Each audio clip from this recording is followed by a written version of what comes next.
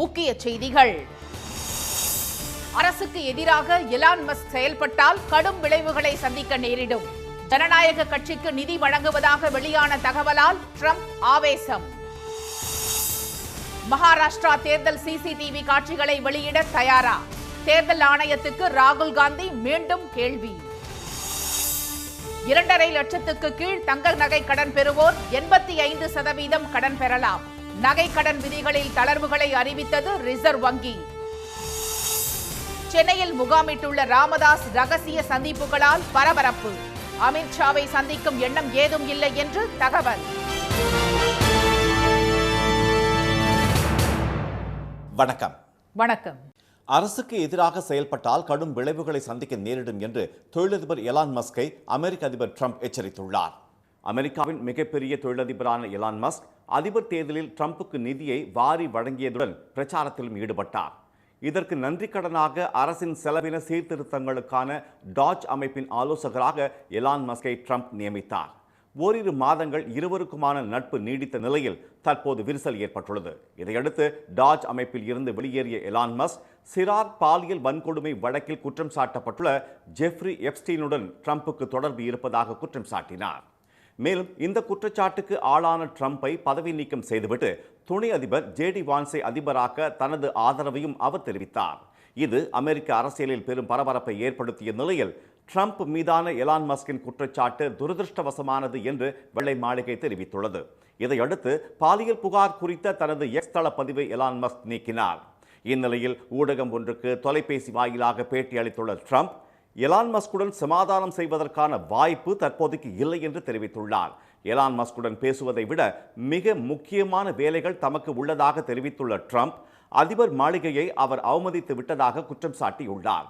கடந்த மாதம் நாடாளுமன்றத்தில் குறைந்த வாக்கு வித்தியாசத்தில் நிறைவேற்றப்பட்ட வரி மற்றும் செலவின குறைப்பு மசோதா அடுத்த மாதம் செனட் சபையில் வாக்கெடுப்புக்கு வரவிருக்கும் நிலையில் மசோதாவுக்கு எதிராக வாக்களிக்க ஜனநாயக கட்சி செனட்டர்களுக்கு பணம் கொடுக்க எலான் மஸ்க் முயற்சித்தால் கடும் விளைவுகளை சந்திக்க நேரிடும் என்றும் ட்ரம்ப் எச்சரித்துள்ளார்.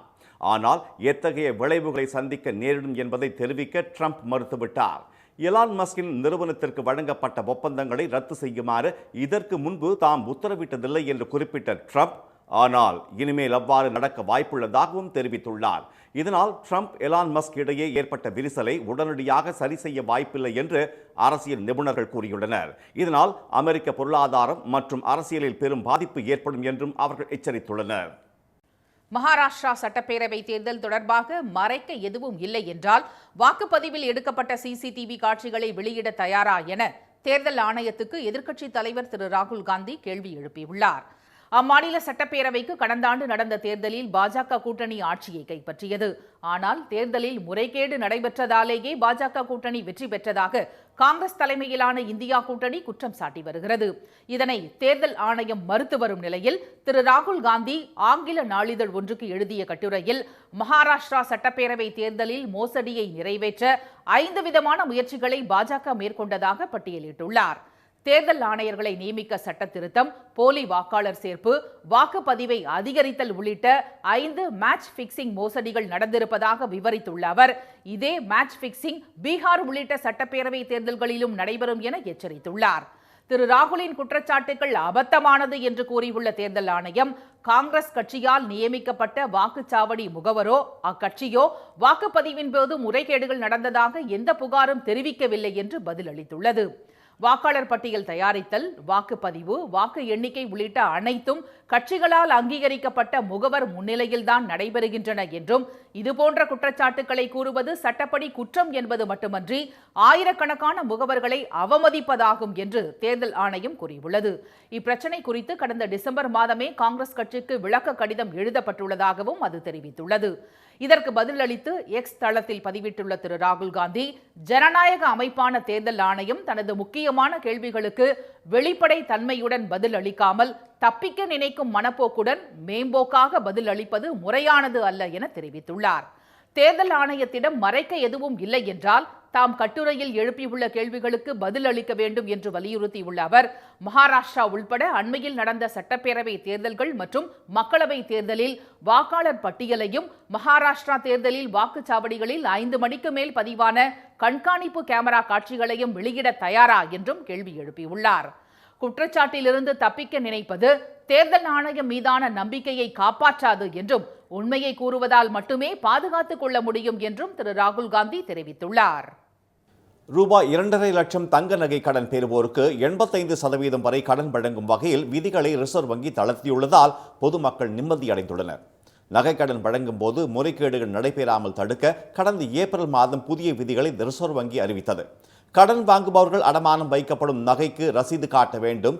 கடன் வாங்குவோரே நகையின் தூய்மை, எடை மற்றும் மதிப்பு குறித்து சான்றிதழ் வழங்க வேண்டும் என்பது உள்ளிட்ட பல்வேறு கடுமையான விதிகள் அறிவிக்கப்பட்டதால் ஏழை, எளிய, நடுத்தர மக்கள் அதிர்ச்சி அடைந்தனர். சாமானிய மக்களை கடுமையாக பாதிக்கும் இந்த விதிகளை தளர்த்த கோரி முதலமைச்சர் திரு மு.க. ஸ்டாலின் உள்ளிட்ட தலைவர்கள் கடும் எதிர்ப்பு தெரிவித்தனர். மதுரை மார்க்சிஸ்ட் கட்சி எம்பி சு. வெங்கடேசன் மத்திய நிதி அமைச்சர் திருமதி நிர்மலா சீதாராமனை நேரில் சந்தித்து வலியுறுத்தினார். இந்நிலையில் ரூபாய் 2.5 லட்சம் வரை நகை கடன் பெறுவோருக்கு நகையின் மதிப்பில் 85% வரை கடன் வழங்கலாம் என்பது உள்ளிட்ட நகைக்கடன் விதி தளர்வுகளை ரிசர்வ் வங்கி அறிவித்துள்ளது. இதனால் நகைக்கடன் பெற வழியின்றி தவித்த சாமானிய மக்கள் நிம்மதி அடைந்துள்ளனர். நகைக்கடன் பெறுபவர்கள் அந்த நகைக்கான ரசீது ஒப்படைக்கப்பட வேண்டும் என்ற நிபந்தனை நீக்கப்பட்டு இது எனது நகைதான் என்ற உறுதிமொழி கொடுத்தால் போதும் என்பது ஒரு மிகப்பெரிய வெற்றியாகும். இரண்டாவது, கடனை திருப்பி செலுத்துவதற்கு 2.5 லட்சம் ரூபாய் வரைக்குமான கடனுக்கு அதற்கான வருமான ஆவணம் என்பது தாக்கல் செய்யப்பட வேண்டியதில்லை என்பது இரண்டாவது வெற்றியாகும். மூன்றாவது, மிக மிக முக்கியமாக ரெனியூவல், ஏற்கனவே கடன் பெற்றிருந்தவர்கள் அந்த மொத்த தொகையும் செலுத்திவிட்டுத்தான் திருப்பி அந்த கடனை நீட்டிக்க முடியும் என்பது நீக்கப்பட்டு அவருக்கான வட்டி பாக்கி செலுத்தினால் போதும். நகை கடன் முழுவதுமாக செலுத்தப்பட்ட உடனே அன்றைய தினமே நகைகள் கடனாளிகளிடம் திருப்பி தரப்பட வேண்டும் என்றும், 7 வேலை நாட்களுக்குள் திருப்பி தரப்படாவிட்டால் கூடுதலாக வரும் ஒவ்வொரு நாளுக்கும் கடன் வழங்கும் நிறுவனங்கள் ரூபாய் 5,000 இழப்பீடாக வழங்க வேண்டும் என்றும் அறிவிக்கப்பட்டுள்ளது. வங்கிகளால் விற்கப்படும் 22 கேரட் அல்லது அதற்கு மேல் தூய்மையான தங்க நாணயங்களுக்கு மட்டுமே கடன் வழங்கப்படும் என்ற நிபந்தனையும் தற்போது கைவிடப்பட்டுள்ளது. மேலும் இனி கடன் வாங்குவோருக்கான விண்ணப்பங்கள் அந்தந்த மாநில மொழியிலேயே இருக்கும் என்றும் அறிவிக்கப்பட்டுள்ளது. தமிழகம் வந்துள்ள மத்திய அமைச்சர் திரு அமித்ஷாவை சந்திக்கும் திட்டம் எதுவும் இல்லை என்று பாமக நிறுவனர் திரு ராமதாஸ் திட்டவட்டமாக தெரிவித்துள்ளார். பாமக இளைஞரணி தலைவராக திரு ராமதாஸின் பேரன் திரு முகுந்தன் நியமிக்கப்பட்ட விவகாரத்தில் அவருக்கும் பாமக தலைவர் திரு அன்புமணிக்கும் இடையே கருத்து வேறுபாடு ஏற்பட்டதை தொடர்ந்து இருவருக்கும் இடையே மோதல் போக்கு நீடித்து வருகிறது. இந்நிலையில் தைலாபுரத்திலிருந்து நேற்று சென்னை வந்த ராமதாஸ் கோட்டூர்புரத்தில் உள்ள உறவினர் இல்லத்தில் தங்கியிருந்தார். சில மணி நேரத்திற்கு பிறகு அவர் இல்லாமலேயே புறப்பட்ட கார் 1.5 மணி நேரம் சென்னையை சுற்றி வலம் வந்தது. தாம் தங்கியிருந்த வீட்டுக்கு வெளியே காத்திருந்த செய்தியாளர்களை தவிர்த்து திசை திருப்பவே அவர் இவ்வாறு செய்ததாக கூறப்படுகிறது. அதே சமயம் திரு ராமதாஸ் தனியாக வேறொரு காரில் புறப்பட்டு தியாகராய நகரில் உள்ள பாமக துணை பொதுச் செயலாளர் திரு ஏ.கே. மூர்த்தி இல்லத்தில் RSS பிரமுகர் ஆடிட்டர் குருமூர்த்தியை சந்தித்ததாக கூறப்படுகிறது. பின்னர் இதுகுறித்து செய்தியாளர்கள் கேள்வி எழுப்பிய போது தைலாபுரத்தில் பதில் சொல்வதாக கூறினார். மதுரை வந்துள்ள திரு அமித்ஷாவை சந்திக்கும் எண்ணம் ஏதும் இல்லை என்றார் அவர். 2வது முறையா குருமூர்த்தி அவர்கள் சந்தித்ததா சொல்றாங்க. எந்த அளவுக்கு அது உண்மை சார்? சந்திப்பு நடந்துச்சா சார்? நான் சொல்றேன், தைலாபுரத்துக்கு வாங்க நான் சொல்றேன். இல்ல சார், அமித்ஷா வராங்க மதுரைக்கு, சந்திப்பு தான் நிகழ வாய்ப்பு இருக்கா சார்? இல்ல. தியாகராய நகரிலிருந்து மீண்டும் கோட்டூர்புரத்தில் உள்ள உறவினர் வீட்டுக்கு வந்த திரு ராமதாஸ் அங்கு செய்தியாளர்களை சந்திக்காமல் வீட்டுக்குள் சென்றார். பாஜகவுடன் பாமக கூட்டணி அமைப்பது தொடர்பாக பேச்சுவார்த்தை நடைபெற வாய்ப்பு உள்ளதாக தகவல்கள் பரவி வரும் நிலையில் அது தொடர்பான பல்வேறு கேள்விகளுக்கு திரு ராமதாஸ் இன்று பதில் அளிப்பார் என எதிர்பார்க்கப்படுகிறது. உலகின் மிக முக்கிய நாடாக இந்தியா விளங்குவதாலேயே G7 மாநாட்டில் பங்கேற்க பிரதமர் திரு மோடிக்கு அழைப்பு விடுக்கப்பட்டுள்ளதாக கனடா பிரதமர் மார்க் கார்னி தெரிவித்துள்ளார். கனடாவில் கடந்த 2023ஆம் ஆண்டு காலிஸ்தான் ஆதரவாளரான நிஜார் மர்ம நபர்களால் சுட்டுக் கொல்லப்பட்ட சம்பவத்தில் இந்திய உளவுத்துறைக்கு தொடர்பு இருப்பதாக அப்போதைய பிரதமர் ஜஸ்டின் ட்ரூடோ குற்றம் சாட்டியது பெரும் பரபரப்பை ஏற்படுத்தியது. இதையடுத்து இரு நாடுகள் இடையிலான உறவில் பெரும் விரிசல் ஏற்பட்ட நிலையில் பரஸ்பரம் தூதரக அதிகாரிகள் வெளியேற்றப்பட்டனர். இந்நிலையில் 51வது G7 உச்சி மாநாடு வரும் 15ஆம் தேதி முதல் 17ஆம் தேதி வரை கனடாவின் கனனாஸ்கிஸ் நகரில் நடைபெறவுள்ளது. இந்த மாநாட்டில் பங்கேற்க பிரதமர் திரு மோடிக்கு கனடா பிரதமர் கார்னி அழைப்பு விடுத்துள்ளார். ஆனால் இதற்கு எதிர்க்கட்சியினர் கடும் எதிர்ப்பு தெரிவித்து விமர்சித்து வருகின்றனர். இது குறித்து விளக்கம் அளித்துள்ள கனடா பிரதமர், உலகின் 5வது பெரிய பொருளாதாரமாகவும் அதிக மக்கள் தொகை கொண்ட நாடாகவும் முக்கிய விநியோக சங்கிலிகளின் மையமாகவும் இந்தியா திகழ்வதால் அந்நாட்டின் தலைவரை தவிர்க்க இயலாது என்று தெரிவித்துள்ளார். மேலும் G7 உறுப்பு நாடுகளுடன் ஆலோசித்த பிறகு பிரதமர் திரு மோடிக்கு அழைப்பு விடுக்கப்பட்டதாகவும் அவர் கூறியுள்ளார். இரு நாடுகள் இடையிலான உறவு அடுத்த கட்டத்திற்கு செல்ல வேண்டி இருப்பதால் சட்ட அமலாக்க விவகாரங்களில் பரஸ்பரம் ஒத்துழைப்பது என முடிவு செய்யப்பட்டுள்ளதாகவும் மார்க் கார்னி தெரிவித்தார். பாஜக முருக பக்தர்கள் மாநாட்டை நடத்தினாலும் அதன் மாய்மால அரசியல் தமிழ்நாட்டில் எடுபடாது என்று விடுதலை சிறுத்தைகள் கட்சியின் தலைவர் திரு தொல் திருமாவளவன் தெரிவித்துள்ளார்.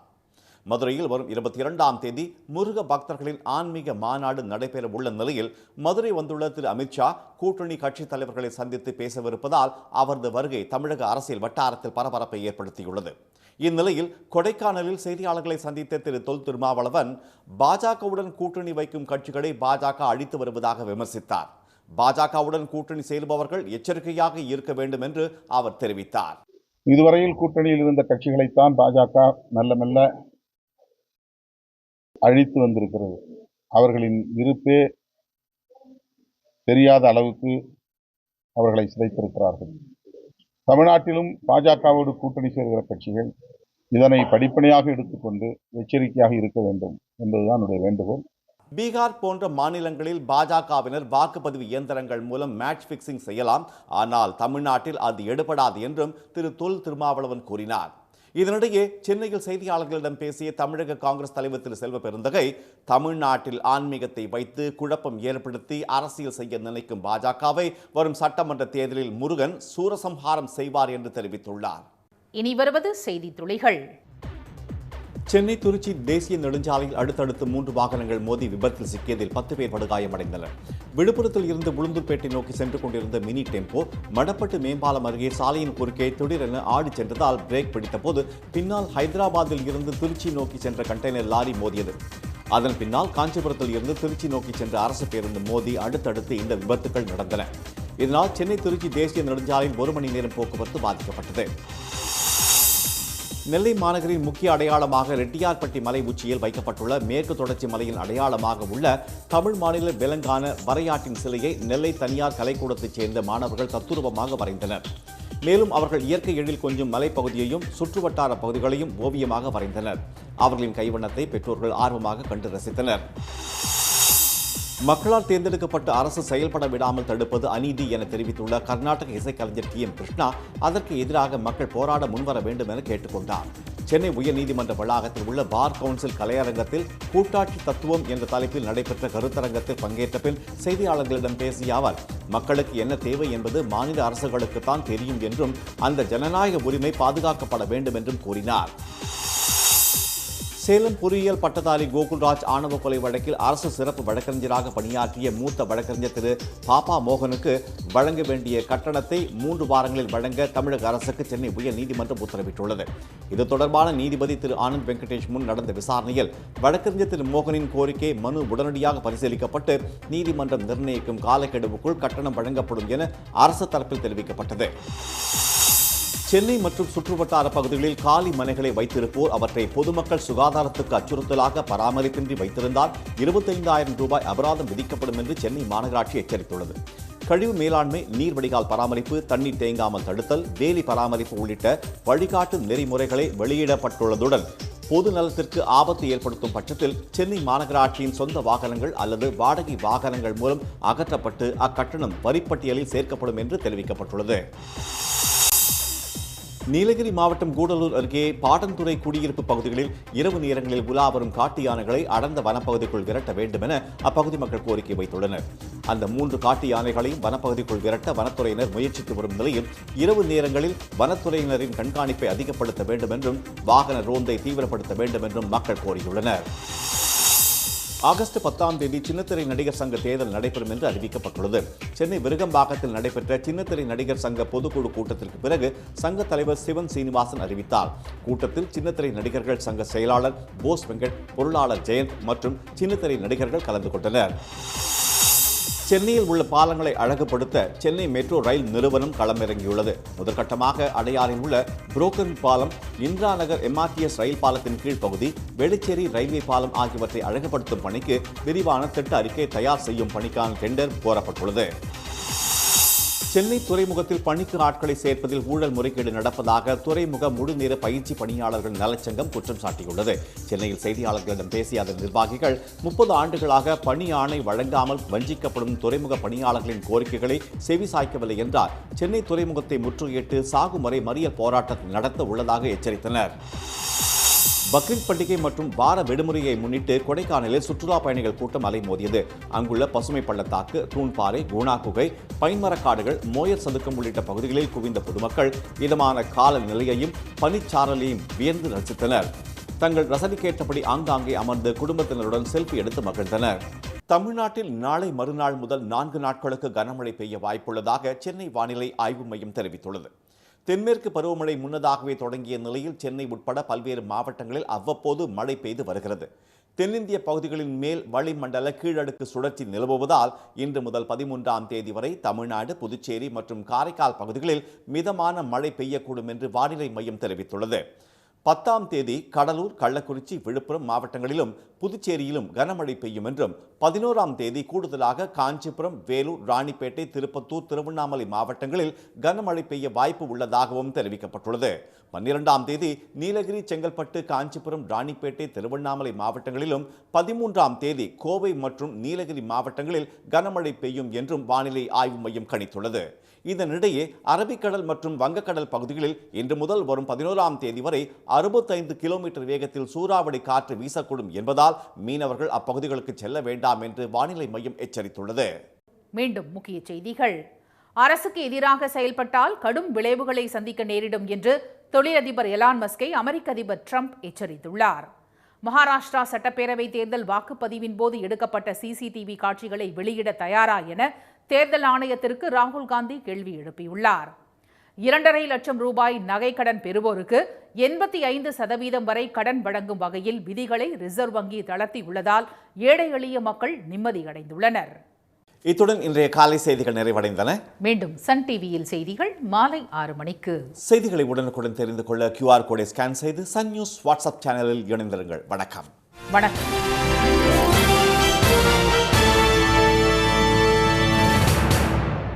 உடனுக்குடன் செய்திகளை தெரிந்து கொள்ள சன் நியூஸ் பெல் ஐகானை கிளிக் பண்ணுங்க.